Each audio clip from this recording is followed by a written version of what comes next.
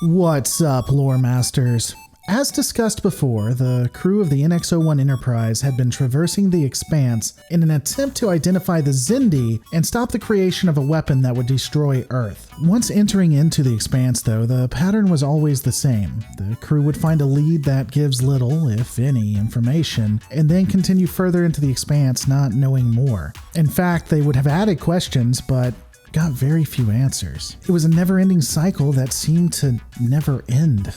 It only would get worse as they continued, though. There would be anomalies that continued to ravage the ship at intermittent times, and there'd be only one compound that would be able to stop these anomalies, specifically Trillium D.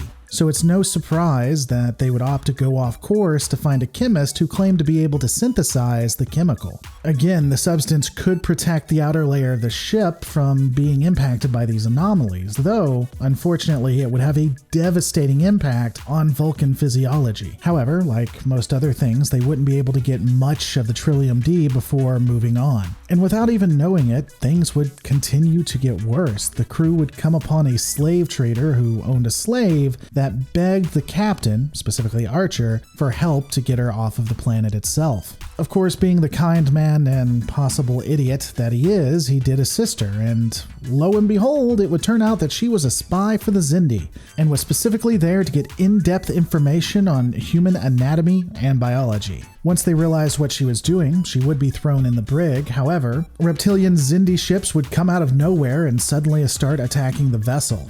The reptilians would not only be successful in taking out half of Enterprise's security crew, but also recovering the prisoner herself. However, this would come at a cost to them. They would lose one of their members, a reptilian that would be captured, albeit he was dead, as well as the technology on him, including their blaster weapons. While this would give some foresight into the anatomy and technology of the enemy they were fighting, it was small consolation to the Starfleet crew. Again, humanity seemed to be on the losing end of this war. The NX-01 continued to struggle with disappointment after disappointment, and yet they still persevered. Finally, they would catch a break as they discovered the anomalies were actually being generated by a sphere kind of like the one they had found before. Not only that, after extrapolating information, they were able to determine that it wasn't just one sphere, but 50 that surrounded the Expanse itself. This would allow them to generally predict where anomalies existed and how to avoid them. However, there would be another major question. Why would someone create all of these structures that appeared to specifically be designed to rip apart the space between them?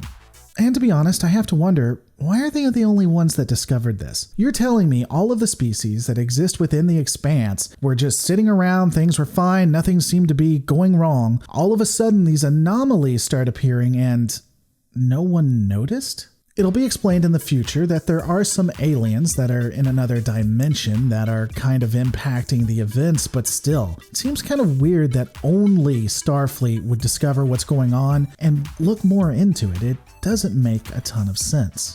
But then again, as I mentioned, even for Starfleet, this only opened up more questions. They had no idea what was going on. Why would someone do this, as I've noted?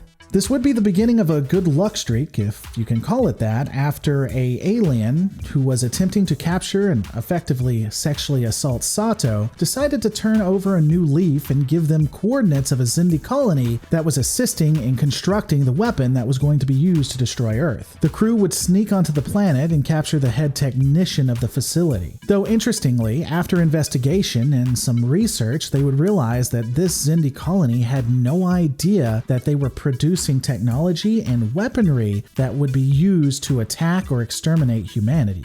In fact, the lead technician they had captured seemed devastated by the news. Ultimately, the Xindi would offer to assist them in sabotaging the last shipment from the colony, which would stall the weapon that was nearing completion. During this time, the Xindi, who wanted to destroy Earth, would arrive, and the humans would additionally sneak an isotope onto their ship that could track them. Unfortunately, the ship would utilize a subspace gateway that prevented them from finding them after they entered into it.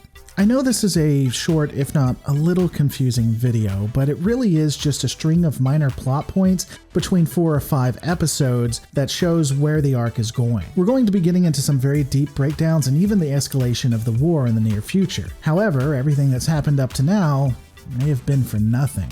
Stay tuned on the next episode when we look at what the true timeline should have been.